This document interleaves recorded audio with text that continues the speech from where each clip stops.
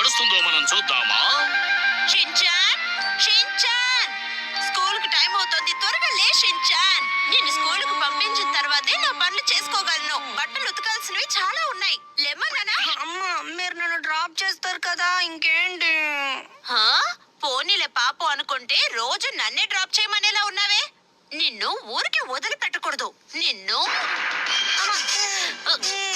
ఏంటమ్మా మీరు నన్ను ఇలా బెడ్షీట్ తో పాటు ఎత్తేసారు, ఇది మీకే న్యాయమా? నోటుతో చెప్తే ఎక్కడ వింటున్నావు నువ్వు? నీకు ఈ ట్రీట్మెంట్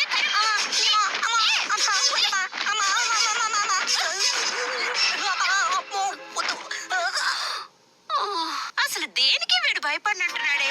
లాస్ట్ మెథడ్ ఫాలో అవ్వాల్సిందే. ఏంటమ్మా ఇంత గట్టిగా కొట్టారు?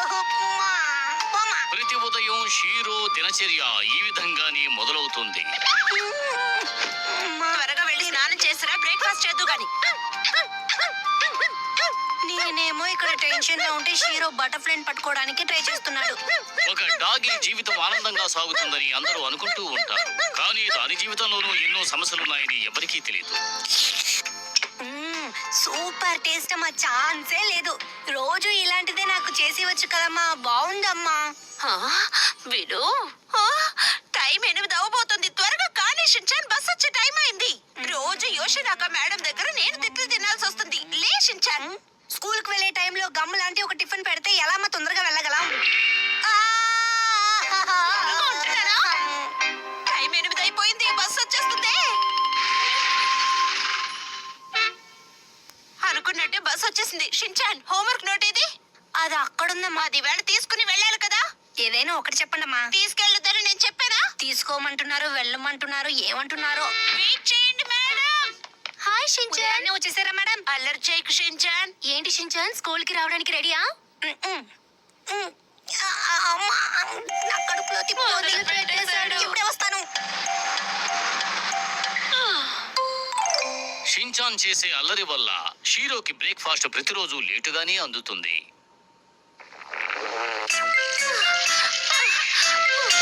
మొత్తానికి నువ్వు అనుకున్నది సాధించావు కదా. నన్నేం చేయమంటారమ్మా, చాలా అర్జెంట్. నోరు మోసుకుని సైలెంట్ గా రా షిన్చాన్. అబ్బా, నా వల్ల కావట్లేదే. హాయ్ షీరో, ఎలా ఉన్నావు? ఓ, నాకు స్వాగతం చెప్తున్నావా? చూసారా, షీరోకి బ్రేక్ఫాస్ట్ ఇవ్వాలన్న సంగతే మర్చిపోయారు. చాలా టైర్డ్ గా ఉంది, కాసేపు నిద్రపోదాం.